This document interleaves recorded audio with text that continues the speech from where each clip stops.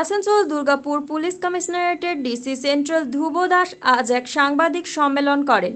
সাংবাদিক সম্মেলনে উপস্থিত ছিলেন পুলিশ বিভাগের বেশ কয়েকজন পদস্থ আধিকারিক।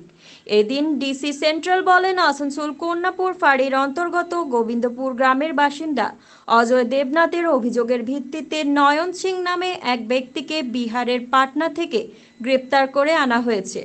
তাকে কী কারণে গ্রেপ্তার করা হয়েছে তা এদিন ডিসি সেন্ট্রাল ধ্রুব দাস বিস্তারিত জানান। গত 21শে আগস্ট একটা কমপ্লেন পাই। কমপ্লেন ছিলেন কন্যাপুর ফাঁড়ির অন্তর্গত গোবিন্দপুর গ্রামে অজয় দেবনাথ। তিনি কমপ্লেন করেন যে তার বাড়িতে নয়ন সিং বলে একজন ভাড়া থাকার জন্য এসেছিল এবং কয়েকদিন ছিল। তাকে যে ডকুমেন্ট চাওয়া হয়েছিল, সে বলেছিল কয়েকদিনের মধ্যে তার ডকুমেন্ট দেবে। তো ডকুমেন্ট শেষে দেয় না বলে তাকে বাড়ি থেকে বের করে দেওয়া হয়। তো সে 21 তারিখ রাত্রিবেলা আরও দুজনকে নিয়ে মুখ বেঁধে বাড়িতে ঢোকার চেষ্টা করে। অজয় দেবনাথের বাবা মা অজয় দেবনাথ তিনজনই বাড়িতে ছিলেন। ওনারা বাধা দেওয়ার চেষ্টা করেন। তো এই প্রসেসে তাদের মধ্যে একটু ধস্তাধস্তিও হয় এবং বাড়ির লোকেরা ইনজিওর্ড হয়।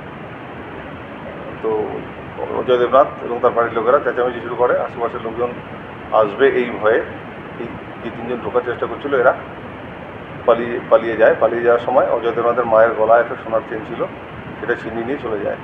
এবং যখন পালিয়ে যাচ্ছিল তখন কয়েকজন প্রতিবেশী আটকানোর চেষ্টা করেছিল। তাদের এই তিনজনের মধ্যে দুজন কাছে ফায়ার আর্মস ছিল, সে ফায়ার আর্মস দেখায়।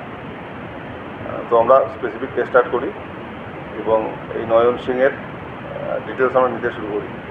তো আমরা ইনভেস্টিগেশনে এই নয়ন সিং আসানসোল সাউথে কোনো একটা হোটেলে ছিল সেই খবর পাই এবং সেখানে একটা ডকুমেন্টও আমরা পাই। তো সেই অ্যাড্রেস এবং আরও কিছু ইনপুট ছিল, সেই ইনপুটের উপর বেস করে আমরা নয়ন সিংকে পাটনা থেকে অ্যারেস্ট করেছি এবং আমাদের ইনভেস্টিগেশন এখন চলছে। ইনভেস্টিগেশনে আমরা আরও কিছু ইম্পর্টেন্ট ইনফরমেশন পেয়েছি যে নয়ন সিং এবং আরও দুজন যারা এসেছিলো তারা এখানে কোনো একটা ক্রাইম করার জন্য এসেছিলো।